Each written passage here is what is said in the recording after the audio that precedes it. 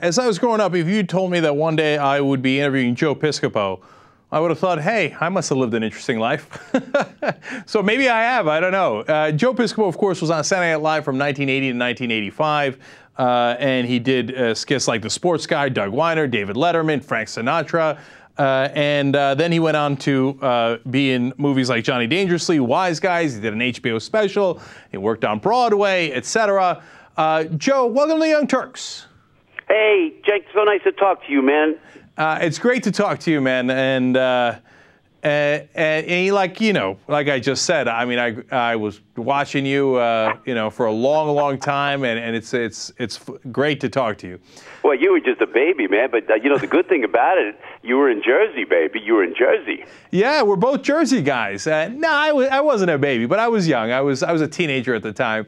So can I ask where you live in Jersey? Is that private? Yeah, no, that's okay. It's out in Hunterdon County. It's out west. So where you were in East Brunswick, we came out, if you come out like towards 78, it's kind of in the boondocks, you know. And I'm a Newark guy, you know. Like my family came from Italy. They came to Newark. And so then we all kind of came out to the very rural. It's really, as you know, and I wrote the joke, "What exit?" I mean, I wrote that joke, you know. I was just about to ask you that, because I know that you used to say that joke. You originated that joke? I did. We were in the studio at Saturday Night Live, and I was with Eddie Murphy, and you know, we used to just huddle up in our little offices trying to come up with material for the week, and I was ad-libbing this Jersey character, one of the most annoying characters ever on television. But still, it was, you know, kind of caught on early on. And then they said, I'm from Jersey. You from Jersey? I said, yeah. I took a beat, said, what exit? So he put it on the air, and you can't go. If you say that to somebody now, you can't live it down. It's always like, oh, you're from Jersey, what exit? And I have to be very sorrowful to tell you that I actually wrote that line. No, you should be, because I've only gotten that a million times in my life. Every single person I talked to in college. Oh, you're from Jersey? What exit? Oh, I'm so sorry, man. Right. I know. But everything's so Jersey conscious now, you know? I mean, everything's so, I mean, you got folks listening all around the world, but New Jersey's got an own entity, thanks to certainly Frank Sinatra and certainly Bruce Springsteen and John Bon Jovi, and you know, now Jay-Z lives in Jersey, and you know, we're very proud of you. We got to put you in the Hall of Fame, Jake. We got to put you in the Hall of Fame, man. Get out of here. Come on. All right. We're very proud of what you did. I got to tell you, and again, I don't mean to jump in, but when we watch someone like yourself, a young guy like yourself, doing as well as you're doing, and then you went to Columbia, freaking Wharton, from Jersey. Come on, this is great. This is a great accomplishment, you know. So you think about it, you know. All right. Oh, you're way too kind to me. All right, now let's focus on you.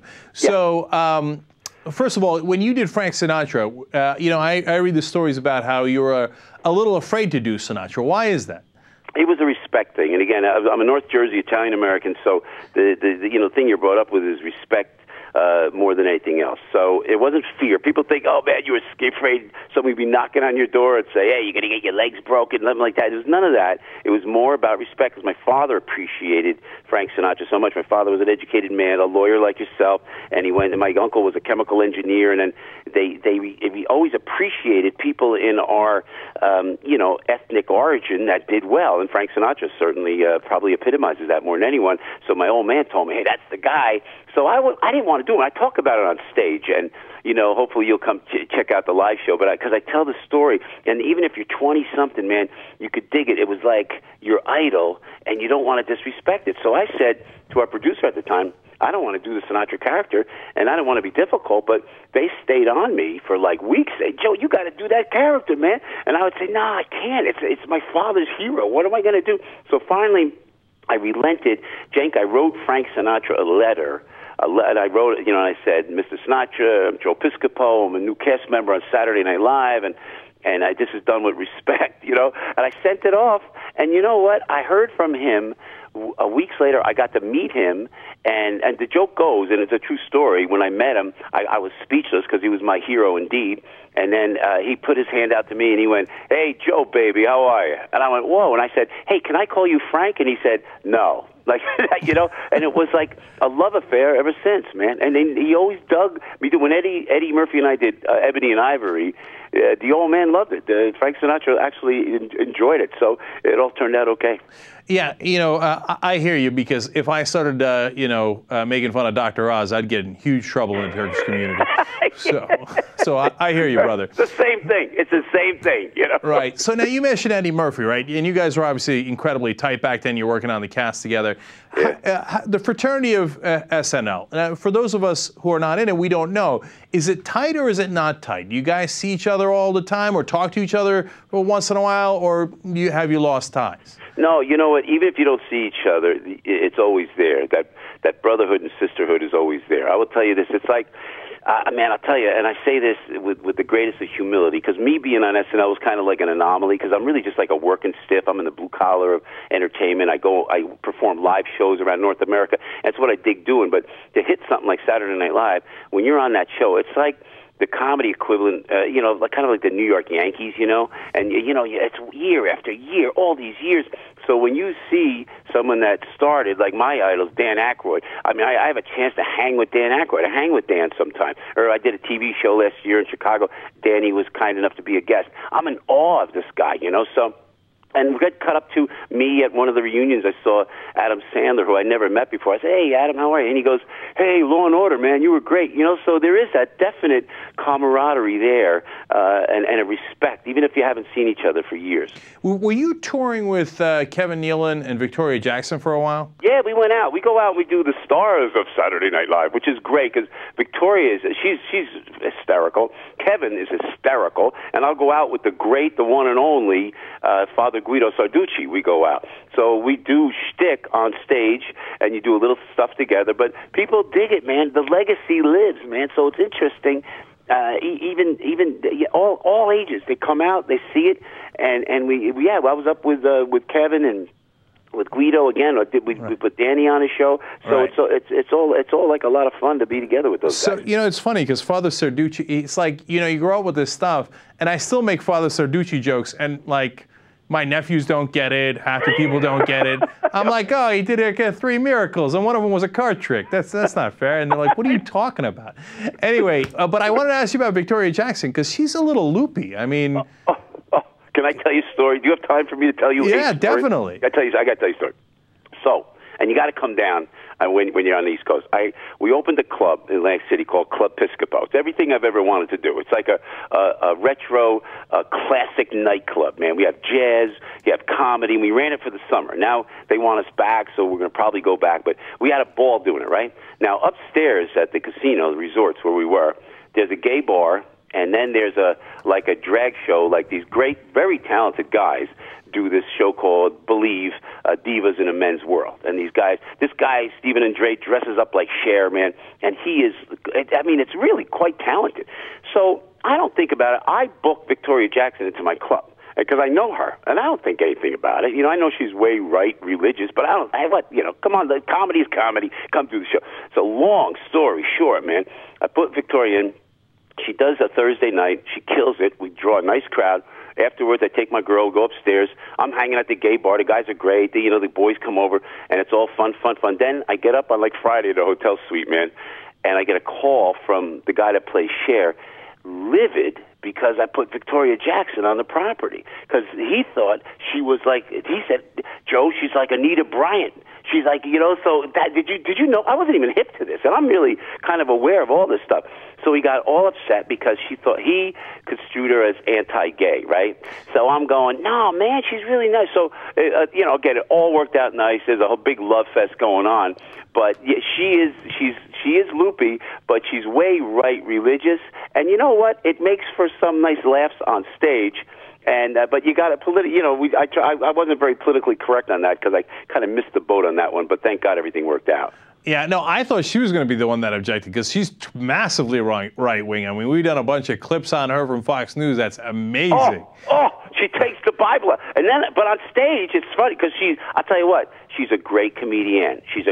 Victoria is very funny. And on stage, she kills it, man. She'll do everything from a handstand to, we work together. We're like Lucy and Ricky, to use an even older phrase for your audience, you know, like Lucy Ricardo and Lucille Ball and Ricky Ricardo. So, but she's not anti-gay or anything like that, but she's construed that, because once they get into that way right, you know, Bible banging stuff, it gets a little strange for everybody, I think. Right. So, Joe, are you a Democrat then?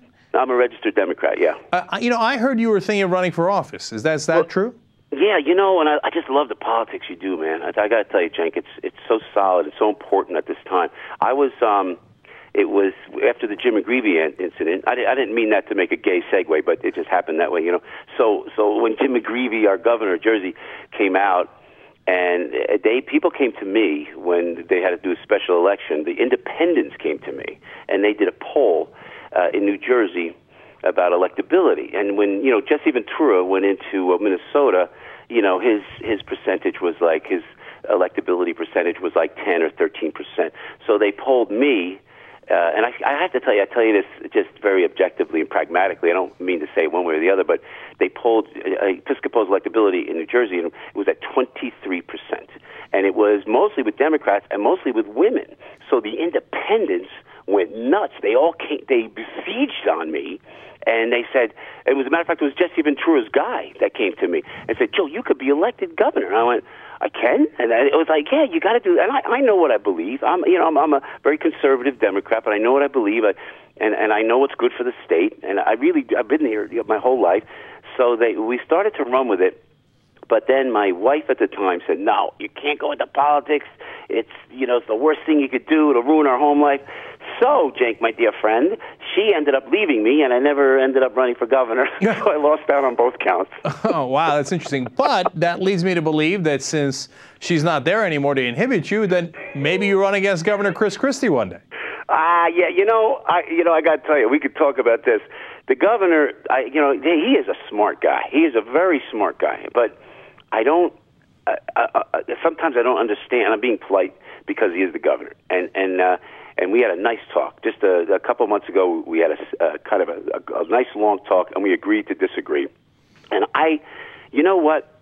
With the working situation in New Jersey now, with the benefits being cut on fire, police, and teachers, you're absolutely right. There's somebody that could step in. The problem with us in Jersey, even the Democrats are seeing the pension and welfare problem, the drain on the budget, and which causes such a dramatic deficit. But I don't know why, and I say this respectfully, why they start, when you start with cuts, they should start with federal judges. They should start with politicians. They should start with all the folks in power. That's where all the cuts should come from. All those pension and welfare, all that should come from the elite that the state pays out, but not the firefighters, man, not the police.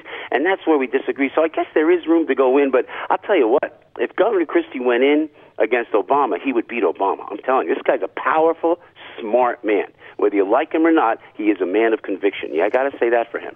You know, you brought up Obama. I want to ask you about that. By the way, there is a precedent for Saturday Night Live actors going into politics. A guy named Al Franken. Hey, I'll tell you something about Al, too, because a lot of my buddies, I have a lot of conservative buddies, and Al Franken this, Al Franken that. I'll tell you, Al went into the arena. He went, he put his money where his mouth is. I mean, am I right, Jake? The guy ran. Absolutely. He went in. So whether you like him or not, and Al's too liberal for me, I'll tell you the truth right now. But he went in, and I love that he said, hey, I'm going to go in myself. So you have to appreciate that. So you mentioned Al's too liberal for you, and you mentioned the Obama administration. So what's your sense of the Obama administration? Because I based on what you've said so far, I can't tell. But what's your take on it? Well, I'll tell you, I think that I don't think we're going to get a better president with more panache, with more swagger, and a better spokesperson or a better-looking family to represent the United States of America. I mean, if you couldn't cast a better family or a better president than Barack Obama, I think. The guy I'm not sensing conviction. I don't care whether you're right or you're left or where you are. You have to have conviction. I'm not sensing conviction. And this new jobs bill that we just saw, it was a political move. It wasn't for the people. It wasn't for the workers. So I'm very disenchanted at this time. Yeah, no, I certainly agree with that. And it's, you know, sometimes you wonder if he's got principles other than compromise. And we've talked about that on the show a lot. Even if you're going to compromise like Clinton. Clinton, and I'm not a big fan of Governor Clinton, although President Clinton, I got to tell you, this guy was maybe our smartest president, Cenk, but he went in, he took Newt Gingrich's policy. How could you take a freaking guy like Newt freaking Gingrich and then turn it into a compromise? That was one of the most brilliant accomplishments in all of politics. Was to take somebody like Gingrich. You know, in 1994 we took that Contract of America and he turned it, he twisted it, he finessed it. God, that was brilliant. And boy, do we need somebody like that now. Yeah, you know, there was just a poll out saying, who do you think was a better president, Bill Clinton or Obama so far? And Clinton crushed Obama. So people are missing those days a little bit. But just one last question on politics. How about the Republican side? Are there any of those guys that have impressed you or no? Oh, you know, what bothers me, and I get into this, sometimes I go on Fox News. I like Fox News. I mean, despite what everybody says, they're actually very nice over there, and they let me go on. I'm one of the few Democrats they let on to Fox News. But, you know, they keep arguing about Obama. Keep arguing. All the politicians, all the candidates are, you know what? What have you done? That's the end. And I said that to Sean Hannity once, and I would say, Sean, I respect you, make a good point, but when you guys had control of the House, the Senate, and the presidency, what happened? I mean, there's the bottom line. There's a story. I don't see anybody jumping out in the field now. And and I know your political stance, and I know what it was when you were in college, Cenk, and I know what it is now. But you need a guy. If you're going to be a Republican, then be like Rudy Giuliani. Be socially aware, but have conviction, whether you like it or not. Have conviction. Have the balls to say something and to do it and to carry it out.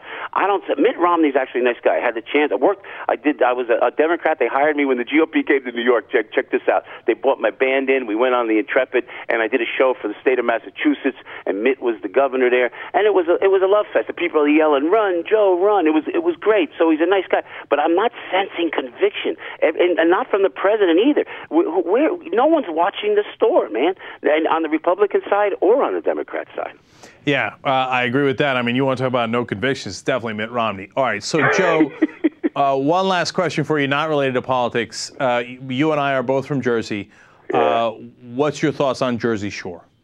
You know what? I have to give the kids a little bit of a break because they're young. And I remember on Saturday Night Live, I did a character. It was an Italian-American character, and it was stereotypical and offensive to my people. And listen, we're all one country. We're the greatest country on the earth, the United States of America, and the foundation of the country is the ethnicity of the country. Your story, coming at 8 years old from Turkey, this is the story of America. It's the foundation of the country, Cenk. It's the way my people did it. You learn the language, you learn the laws, and I'm telling you, it's like what's happening now is like it's happening now is just like to go on and be that derogatory toward, first of all, Italian Americans, first of all, to the great state of New Jersey, the audacity of MTV to air that with no apologies is very upsetting to us as Italian Americans. Give the kids a break because they're kids.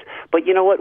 I think one kid is from Jersey, right? Is that right? Yeah, a lot of them are from like Staten Island, and I think one of them is from Rhode Island, if I'm not mistaken. And Cenk, if you did that about any other ethnic group, there would be legislation to stop it. Trust. If there was any other ethnic group other than Italian Americans displayed like that, Guidos and Guidettes, we find it very offensive. But you know what? Maybe I'm getting older. Maybe I'm getting more sensitive to it because when I was younger, I took the shots too, so I try to give the kids a break. But I'll tell you what, I don't think it's fair. That's really interesting. Yeah. Now, look, you might be right about that, but I got to be honest, I watch it.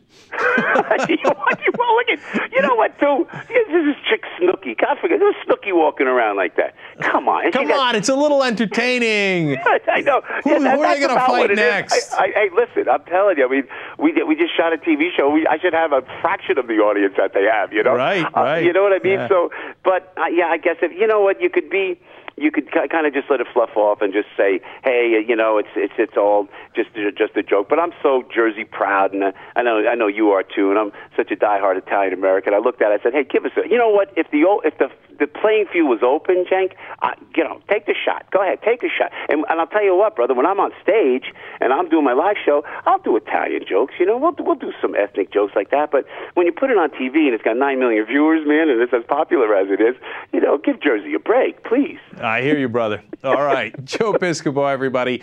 And Joe, where can people find you? You know what? Thank you. If you go to Facebook and you go, and there's, you don't kill me with Facebook because apparently $24 billion freaking dollars isn't enough to maintain the internet of Facebook, because there's so many bogus Joe Piscopo pages I saw. If you put, there's one picture with me that actually says Joe Piscopo in print. That's actually my personal page, and then there's a fan page with me with a microphone in my hand. Isn't it pathetic? I have to actually decipher that for you because I can't. I report. Is this you? No. Would you like to report this page? Yes. And they still haven't gotten back to me. But there are a couple Facebook pages. Please check it out, or go to Club Piscopo, and you know, we'd love to see you down in Atlantic City, Cenk. All right. I would love to stop by. Hey, Cenk, before we go, can I ask you a question? Yeah. Does Anna have a boyfriend? She does. She does. Oh man. Well, listen. When she dumps the guy, tell her how great old Italian guys from Jersey are, will you? All right, duly noted. I will pass on the message. Thanks, man. All right, Joe Piscopo, it's great talking to you. Thank you so much for joining us on the Young Turks. Thanks for having me, Cenk. Thanks.